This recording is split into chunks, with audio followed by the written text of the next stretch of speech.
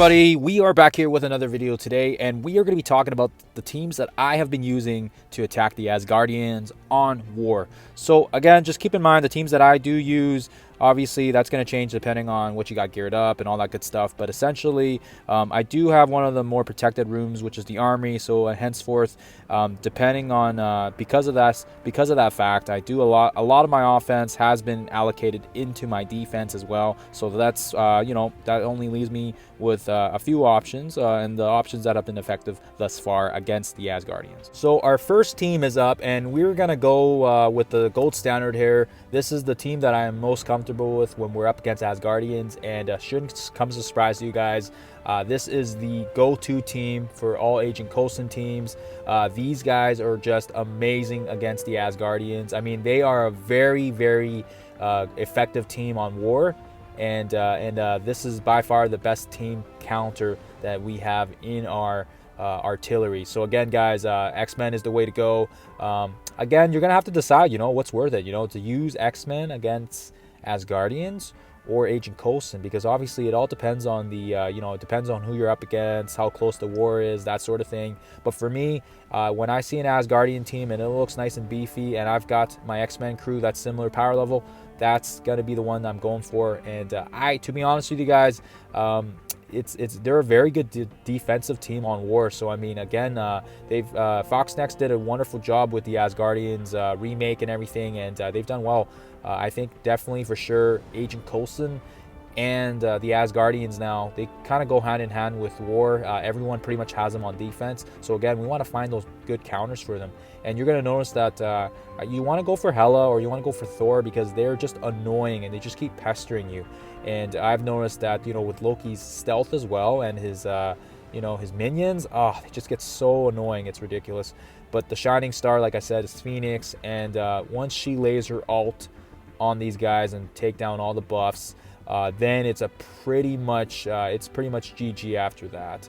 I've had times where bad RNG did come in and they actually ended up stunning Phoenix, and that actually pretty much decided the fate of the entire battle, because she wasn't able to land her ult, and then pretty much everybody just got wiped out after that. I mean, Colossus, Psylocke, everybody just got killed after that. So you guys just saw how powerful her ult was. It's just ridiculous. So again, shouldn't be surprised, you guys. This is pretty much the gold standard team for Asgardians.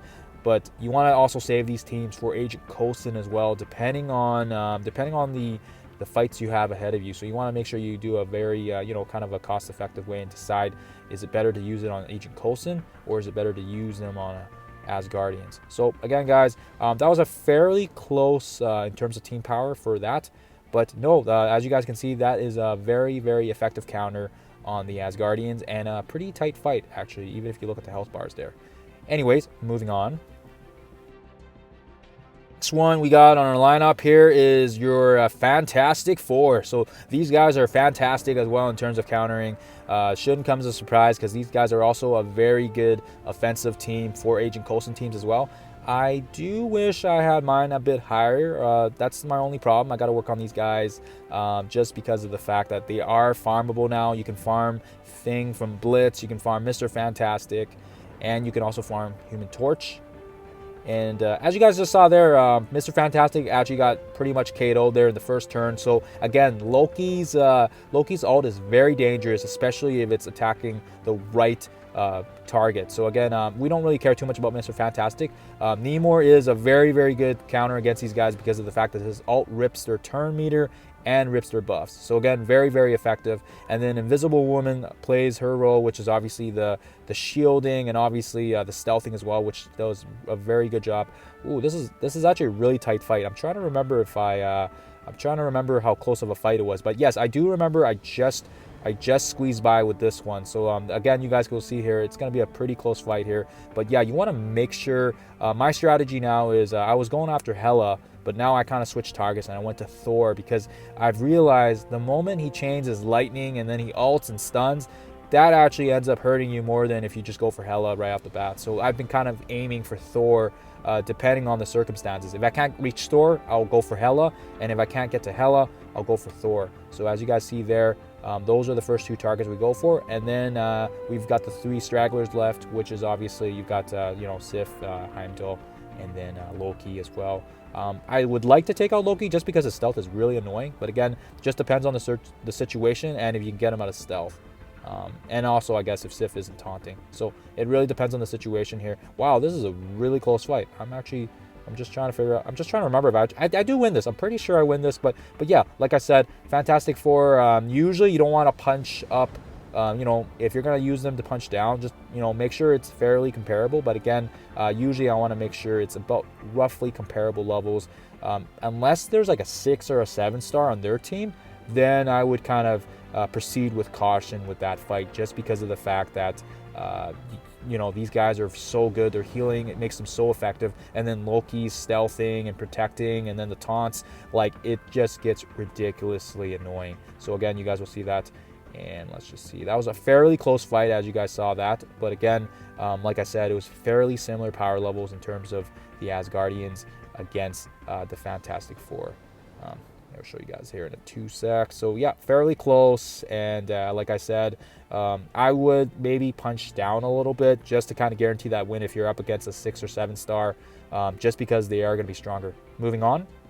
So that was fantastic, guys. We're gonna do another run of Fantastic Four. I did beef them up a little bit, and now you guys will see a little bit of a punch up. So I do want to show you guys that again, just because in that last one, Mr. Fantastic pretty much got one shot at the start. You guys weren't really able to see how effective he can be in this. So we're gonna pray that this doesn't happen again here. And again, what we're gonna do is when I'm up against these guys, like I said, going for Hela or Thor is a very good approach. And if by some miracle we can make it to Loki with Thing, Thing is you want to see if you can one-shot Loki, because that's also a very good approach, just because of the fact that it will take away his stealth. So again, we're gonna bring the offense down on Thor, and you'll see Hela there, you'll see Thor there, and like I said, we're gonna go for Hela. She's gonna stealth herself, which is fine, and then we're gonna mega punch Loki here.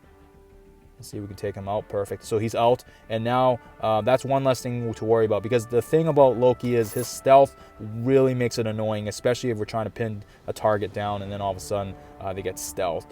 Only time it's actually an advantage is if you're like really damaging Sif and then she's taunting, and then perhaps that would actually that would stealth her, and then you can attack the other guys. Also, you'll see that Thor did all, but because he had the offense down, and we also had Invisible Woman's barrier, barely did it too much when he rebounded with his passive. So again, very, very good. And again, we want to go for Thor. We want to take him out, because once he stuns us, it'll be annoying. And then we can pretty much just pick up the scraps, guys. So there you go. So this one, I would say, still, you're going to have very close fights with Fantastic Four, but again, these guys are very effective with, just like Agent Coulson, they're very effective as well against the Asgardians. All right, so we are going to hit up our next one, and my friends, that is going to be Power Armor. So again, this is another one I usually like to say for Ultron teams, but depending on the situation and depending on the Asgardians, and as you guys will see here, it's a fairly close matchup as well here, but I always want to punch a little bit down just to kind of give my Power Armor a little bit of edge. Usually with Power Armor, I can usually punch 50 or 60k higher, especially if we're up against Ultron teams.